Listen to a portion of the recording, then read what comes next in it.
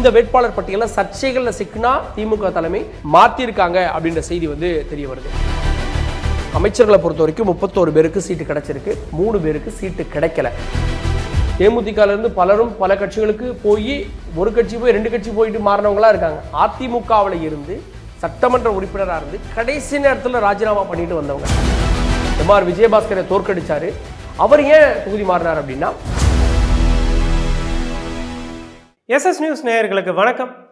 அரசியலில் பேசப்படாத பக்கங்களை தான் தொடர்ச்சியாக இந்த நிகழ்ச்சியில் பேச இருக்கிறோம். அந்த வகையில் இன்று திமுகவுடைய வேட்பாளர் பட்டியல் வெளியாகி இருக்கிறது. இது தொடர்பாக பேசுவதற்காக எஸ்எஸ் நியூஸ் நிர்வாக ஆசிரியர் கார்கே இணைந்திருக்கிறார். அவரோட பேசலாம். வணக்கம் கார்கே. வணக்கம். இப்போ திமுகவுடைய வேட்பாளர் பட்டியலை எப்படி பார்க்குறீங்க? எந்த அளவுக்கு அவங்க வந்து ஸ்ட்ராட்டஜிக்கலாக ஒர்க் அவுட் பண்ணியிருக்காங்க? திமுகவுடைய வேட்பாளர் பட்டியல் வெளியாவதில் தாமதம் இருக்குது. குறிப்பாக வந்து ஒரே நாளில் தொகுதி பங்கீட்டில் தொடர்ந்து பேசிகிட்டே இருக்காங்க. கடைசி வரைக்கும் அவங்களுடைய கூட்டணி கட்சிகள் பேசுகிறாங்க அப்படின்ற குற்றச்சாட்டுகள்லாம் இருந்தது. கூட்டணி கட்சிகள் ஒவ்வொன்றா வந்து அவங்களுடைய தொகுதி ஐடென்டிஃபை பண்ண உடனே திமுக வந்து நேற்று வேட்பாளர் பட்டியலை வெளியிட்டாங்க. திடீர்னு தான் வெளியிட்டாங்க. அந்த வேட்பாளர் பட்டியல் வந்து பார்த்திங்கன்னா பொதுவாக வந்து இந்த வேட்பாளர் அறிவிப்பில் கொஞ்சம் வெளியிடுவாங்க. இப்போது அதிமுகலாம் 2 கட்டம் 3 கட்டம்னு வெளியிட்டாங்க. ஆனால் திமுக தலைவராக இருந்து எல்லா வேட்பாளர்களையுமே அறிவித்து விட்டார். ஸோ அப்படின்னா என்ன தெரியுது அப்படின்னா, அவங்க ஏற்கனவே வேட்பாளர்களை எல்லா தொகுதிகளுக்குமே தயாராக வச்சுருக்காங்க அப்படின்னு. உளவுத்துறை அவங்களுடைய கண்ட்ரோலில் இருக்குது, ஆளுங்கட்சி அப்படின்ற அடிப்படையில். அதை தாண்டி அவங்களுக்கு வேலை பார்க்கக்கூடிய நிறுவனங்கள் ஏற்கனவே வேட்பாளர்களாக தயார் பண்ணி வச்சுருந்தாங்க. 3 வேட்பாளர்கள் எப்போவுமே இருப்பாங்க. இந்த ஸ்ட்ராட்டஜி டீம்ஸ் பண்ணுறது எல்லாமே 3 வேட்பாளர்களை தயார் பண்ணுவாங்க. கடைசி நேரத்தில் யார் வேட்பாளராக எதிர்த்தரப்பில் வருவாங்க அப்படின்றதையும் பார்ப்பாங்க. இந்த கட்சி கூட்டணிக்கு ஒதுக்கப்பட்டால் அங்கே ஒரு எளிமையான வேட்பாளரை நிறுத்தலாமா அப்படின்றதையும், அந்த இடத்துல ஒரு முன்னாள் அமைச்சர் வந்தால் அங்கே கடினமான வேட்பாளரை நிறுத்தலாமா அப்படின்றது கடைசி நேர மாறுதலுக்கு உட்பட்டது. அப்போ அதெல்லாம் பார்த்து இபிஎஸ் வெளியிட்ட உடனே அவங்க வந்து கடைசி கட்ட மாறுதல்களையும் பண்ணியிருக்காங்க. அந்த மாறுதல்களுக்கு பிறகாக வேட்பாளர் பட்டியல் வெளியாகியிருக்கு. இந்த வேட்பாளர் பட்டியலை பொறுத்த வரைக்கும் முதலமைச்சர் திமுக தலைவர் சொல்லிட்டாரு, இந்த வேட்பாளரில் எவ்வளோ பேர் புதுமுகங்கள் அப்படின்னு, 60 பேர் புதுமுகங்கள் அப்படின்ட்டாரு. மற்ற விஷயங்கள்லாம் அவர் சொல்கிறது வந்து இன்ஜினியர் எவ்வளோ பேர், டாக்டர் எவ்வளோ பேர், லாயர் எவ்வளோ பேர், பெண்கள் 18 பேர் அப்படின்றதெல்லாம் சொன்னார். பட் இது எல்லாமே வந்து வெளியில் பார்ப்பதற்கு இவங்களுக்கு இவ்வளோ பேருக்கு வாய்ப்பு வழங்கப்பட்டிருக்கு அப்படின்லாம் பார்ப்பாங்களே தவிர, வாக்களிக்கக்கூடிய வாக்காளர்கள் என்ன பார்ப்பாங்க அப்படின்னா, அந்த நபர் தொகுதிக்கு அறிமுகமானவரா அப்படின்னு பார்ப்பாங்க. முன்னாடி அவர் கட்சி சார்ந்து செயல்பட்டிருக்காரா அப்படின்னு. இப்போ சோஷியல் மீடியாலாம் இருக்கிறதால சமூக ஊடகங்கள் சார்ந்தும் செயல்பட்டிருக்காரா அப்படின்னு பார்ப்பாங்க. ஸோ அது இப்போ ஊடக விவாதங்களுக்கு போகிறாங்கன்னா அது இன்றைக்கெல்லாம் ஒரு பெரிய அட்வான்டேஜாக இருக்குது. ஸோ அதெல்லாம் மையமாக வச்சு இந்த வேட்பாளர்கள் வடிவமைக்கப்பட்டிருக்காங்க. 60 பேர் வந்து புது முகங்கள் அப்படின்றது ஒவ்வொரு தேர்தலுமே எதிர்பார்க்கப்படக்கூடிய ஒன்று தான். 60 பேர் வந்து புது முகங்கள் அப்படின்றது ஒரு பெரிய விஷயமா பேசப்படுது. இந்த வேட்பாளர் பட்டியலை அந்த வேட்பாளர் பட்டியலுக்கு அப்புறமா நம்ம அனாலிசிஸ் பண்ணதில் பெரும்பாலும் பழைய முகங்கள் இருக்கிறாங்க. அந்த பழைய முகங்களில் மோஸ்ட் சீனியர்ஸ் இருக்காங்க. துரைமுருகனுக்கு இந்த முறை சீட்டு இல்லை அப்படின்லாம் நிறைய பேர் பேசிட்டு இருந்தாங்க.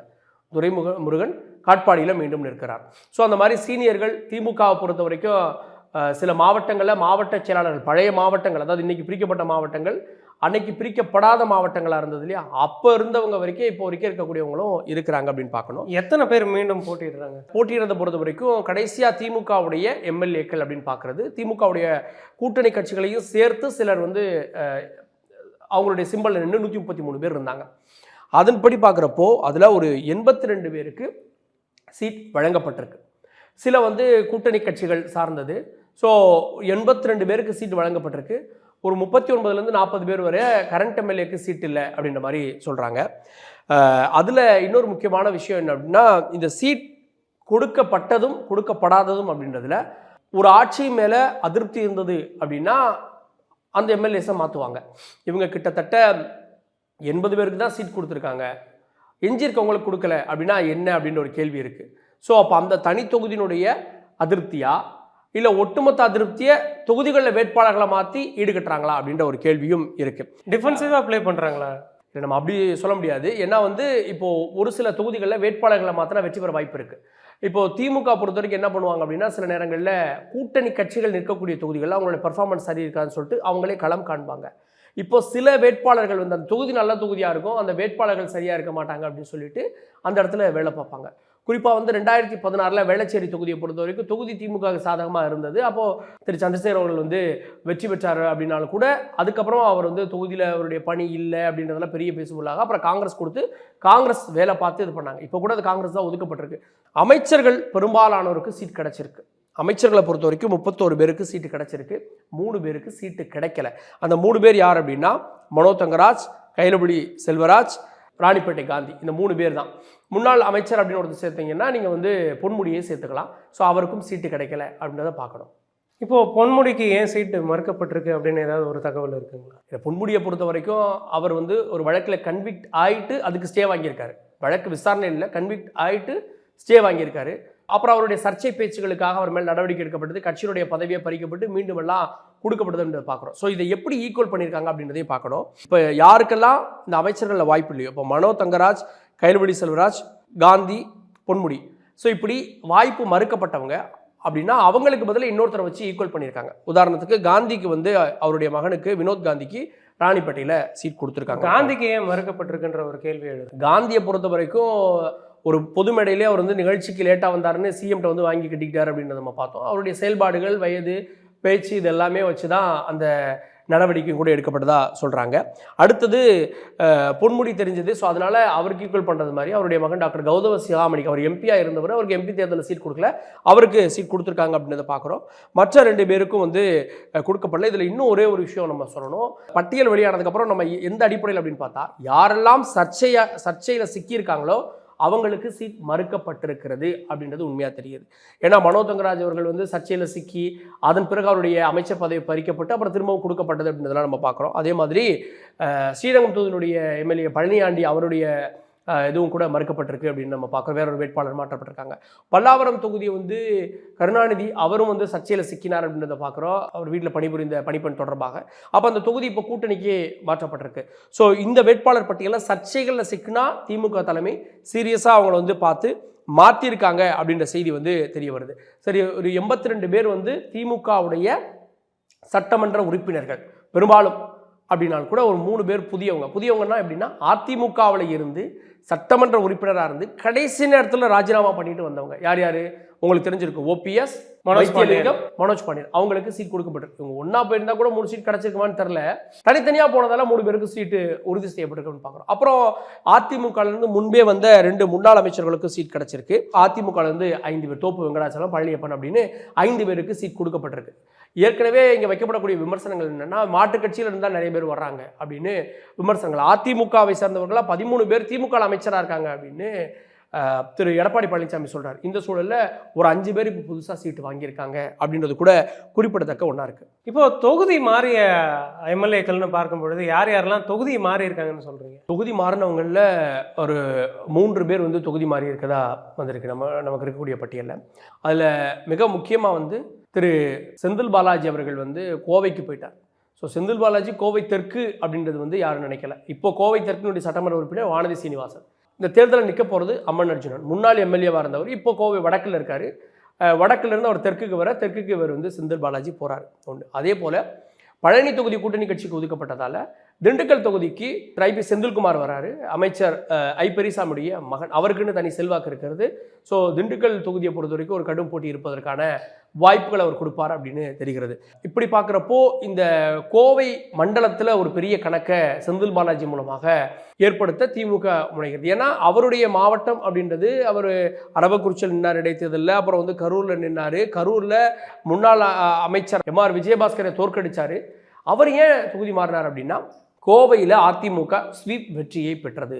அது ஒன்று. தொடர்ச்சியாக அவர் பணியாற்றிட்டு இருந்தார். இப்போ கோவையில் அவர் வந்து மீண்டும் வெற்றி பெற்றார். ஏற்கனவே பொறுப்பு அமைச்சராக கோவைக்கு தான் இருந்தார். இடையில சக்கரபாணி இருந்தார். அப்புறம் நீண்ட காலமாக வந்து இவர் தான் இருந்தார். இப்போ கோவைக்கு ஒரு முகம் தேவை அப்படின்னு அடிப்படையில். ஏன்னா அங்கே வந்து அதிமுகவுடைய முகமாக, பெரிய முகமாக இருக்கக்கூடியவர் வந்து திரு எஸ்பி வேலுமணி. அப்போ ஒரு முகத்தை உருவாக்கணும் அப்படின்றதா இவர் தொகுதி மாறினார். இவர் தொகுதி மாறினதோடு மட்டும் இல்லாமல் கோவையை பொறுத்த வரைக்கும் இந்த 10 தொகுதிகளில் சில தொகுதிகள் கூட்டணிக்கு ஒதுக்கப்பட்டது போக, அதாவது கோவையை பொறுத்த வரைக்கும் பொள்ளாச்சி கொங்குநாடு மக்கள் தேசிய கட்சி கொடுக்கப்படுது, சிங்காநல்லூர் கவுண்டம்பாளையம் காங்கிரஸுக்கு கொடுக்கப்படுது. ஸோ இப்படி இருக்கப்போ மற்ற தொகுதிகள் எல்லாமே கடந்த முறை 10க்கு 10மே திமுக அங்கே வாஷ் அவுட்டு. அப்போ அதை ஈவன் பண்ணுறதுக்காக செந்தில் பாலாஜி இங்கே அனுப்பிட்டு அவரோடு சேர்ந்து யாரெல்லாம் கடந்த தேர்தலில் தோல்வி உற்றாங்களோ எல்லாருமே மாற்றப்பட்டாங்க. ஸோ இந்த முறை திமுக சார்பில் கோவையில் இருக்கக்கூடிய அனைவருமே புதிய முகங்கள். அதாவது என்னென்னா, இந்த தேர்தலில் புதிய முகங்கள். செந்தில் பாலாஜியில் போன தேர்தலில் போட்டிட்டு இருக்காரு, அமைச்சராக இருந்திருக்காரு, எம்எல்ஏவாக இருந்திருக்காரு. ஸோ அப்படி ஒரு ஃபார்முலாவை வடிவமைக்கிறாங்க. முன்னாள் அமைச்சர்களை தோற்கடித்தவர்களுக்கு மீண்டும் சீட் வழங்கப்பட்டிருக்கிறது பல தொகுதிகளில் அப்படின்றத நம்ம பார்க்குறோம். யாரெல்லாம் அதிமுகவால் தோற்கடிக்கப்பட்டாங்களோ அவர்களுக்கு சீட் மறுக்கப்பட்டிருக்கிறது மீண்டும் அப்படின்றத பார்க்குறோம் குறிப்பாக. இப்போ அடுத்து பார்க்கும்போது வந்து வாய்ப்பு மறுக்கப்பட்டவர்களுக்கு எப்படியெல்லாம் சரி கட்டப்பட்டிருக்கு அப்படின்றது ஒரு கேள்வி எழுதல. வாய்ப்பு மறுக்கப்பட்டவர்களை பொறுத்த வரைக்கும் பார்த்தீங்க அப்படின்னா அதில் நிறைய பேர் இருக்காங்க. இப்போ நம்ம சொன்ன மாதிரி ராணிப்பேட்டை காந்தி அவருக்கு எப்படி இது பண்ணியிருக்காங்க, கௌதம் சிகாமணிக்கு எப்படி இது பண்ணியிருக்காங்க. அதே மாதிரி சென்னையில் வந்து மோகன், அண்ணா நகர் மோகன், அவருக்கு வந்து சீட் இல்லை. அப்படின்றப்போ அவருடைய மகனுக்கு வில்லிவாக்கத்தில் சீட் கொடுக்குறாங்க. ஸோ அவருடைய சார்பாக ஒரு சீட் கொடுக்குறாங்க. இப்போ டி நகரை பொறுத்த வரைக்கும் கருணாநிதி இருந்தார். இப்போ அவருக்கு வந்து இப்போ சீட் இல்லை அப்படின்றப்போ மறைந்த அன்பழகனுடைய மகனுக்கு சீட் கொடுக்குறாங்க. ஸோ அப்படி வந்து அந்த குடும்பத்திலேருந்து யாராவது ஒருத்தருக்கு சீட் கொடுத்து அதை ஈக்குவல் பண்ணுறாங்க அப்படின்னு தான் பார்க்கணும். சென்னை எப்பயுமே வந்து திமுகவுடைய கோட்டைன்னு பார்க்கப்படுது. அப்படி இருக்கும் பொழுது திமுக இந்த வாட்டி யாரெல்லாம் வந்து ஃப்ளோட் பண்ணியிருக்காங்க அப்படின்னு பார்க்க முடியும். சென்னையை வந்து பொறுத்த வரைக்கும் திமுக 2 தேர்தல்களில் பெரும்பாலான வெற்றியை பெற்றது அப்படின்றத நம்ம பார்க்குறோம். இதற்கு மத்தியில் திமுகவில் எம்எல்ஏ ஆனவங்களே சிலர் வந்து இந்த முறை வந்து சென்னை மண்டலத்திலிருந்து பலர் வந்து வெளியேற்றப்பட்டிருக்காங்க. புதியவர்களுக்கு வாய்ப்பு கொடுக்கப்பட்டிருக்கு, ஏன்னு தெரியல. அப்படி பார்த்தோம் அப்படின்னா எழும்பூர் பரந்தாமன் அவருக்கு வாய்ப்பு கொடுக்கப்படலை. அங்கே வந்து தமிழன் பிரசன்ன ஊடக விவாதங்கள் வருவார்ல, அவருக்கு வாய்ப்பு கொடுக்கப்பட்டிருக்கு. ராயபுரத்தினுடைய முடிசூடா மன்னன் அப்படின்னு சொல்லப்படக்கூடிய ஜெயக்குமார், அவரை வீழ்த்தினவர் ஐட்ரி மூர்த்தி. ஆனால் அவருக்கு வாய்ப்பு வழங்கப்படல. வேறொருவர் வந்து டாக்டர் அங்கே நிறுத்தப்பட்டிருக்காரு. தாம்பரத்தை பொறுத்த வரைக்கும் ராஜா அவருக்கு வாய்ப்பு மறுக்கப்பட்டிருக்கு. தாயகம் கவி, மோகன், ஜோசப் சாமுவேல் உள்ளிட்டவங்களுக்கும் வாய்ப்பு மறுக்கப்பட்டிருக்கு. பல்லாவரம் கூட்டணி கட்சிக்கு போயிட்டதால கருணாநிதி அங்கே இருந்தார், அவர் சர்ச்சையில் சிக்கினார் குறிப்பிடத்தக்கது. ஸோ அவருக்கும் வாய்ப்பு மறுக்கப்பட்டிருக்கு. சில தொகுதிகளில் வாய்ப்பு மறுக்கப்படக்கூடிய, அதாவது அது கூட்டணி கட்சிக்கு போகுது அப்படின்னா பக்கத்து தொகுதியை வந்து அலாட் பண்ணுறது. அதாவது பழனி எப்படி வந்து கூட்டணி கட்சிக்கு போகிறப்போ பழனியிலேருந்து ஒருத்தர் எம்எல்ஏ வேணும் அப்படின்னா திண்டுக்கலுக்கு எப்படி மாற்றுறாங்களோ அது மாதிரி நினச்சிருந்தா தலைமை மாற்றிருக்கலாம். தலைமை மாற்றலை அப்படின்றது குறிப்பிடத்தக்க ஒன்றா இருக்குது. இப்போது திமுக எந்தெந்த தொகுதியில் நேரடியாக போட்டிடுறாங்க, எந்தெந்த தொகுதியில் அதிமுகவோட நேரடியாக போட்டிடுறாங்க, இந்த மாதிரி எந்தெந்த கட்சிகளோட நேரடியாக அவங்க போட்டிடுறாங்க அப்படின்றத பார்க்கலாம். இந்த கட்சிகள் நேரடியாக போட்டியிடுறது அப்படின்றது ஒரு சுவாரஸ்யமான செய்தி. ஏன்னா 2016 தேர்தலில் எல்லா இடங்களிலுமே ரெட்டலை அப்படின்ற ஒரு ஃபார்முலா கொண்டு வந்தாங்க. ஸோ அப்போ ரெட்டலை விசஸ் உதயசூரியன் அப்படின்றப்போ அந்த சரிசமமான பவரை வச்சு யார் ஜெயிக்கிறாங்க அப்படின்றத பார்த்தாங்க. ஸோ அதனால தான் கூட்டணி கட்சிகளுக்கெல்லாம் எங்களுடைய சிம்பலில் போட்டிடுங்க அப்படின்ற ஒரு இதை சொல்கிறாங்க. 164 திமுகவுடைய சின்னம் அப்படின்னாலும் 175 திமுக உதயசூரியன் சின்னத்தில் கூட்டணி கட்சிகளும் சேர்த்து நிற்கிறாங்க அப்படின்றது நம்ம பார்க்குறோம். அப்படி பார்க்குறப்போ திமுக அதிமுக இடையில இவங்க 2 பேருக்கு இடையில, அதாவது 122 தொகுதிகளில் ரெட்டலை சிம்பலும் இருக்கும், உதயசூரியனும் இருக்கும்.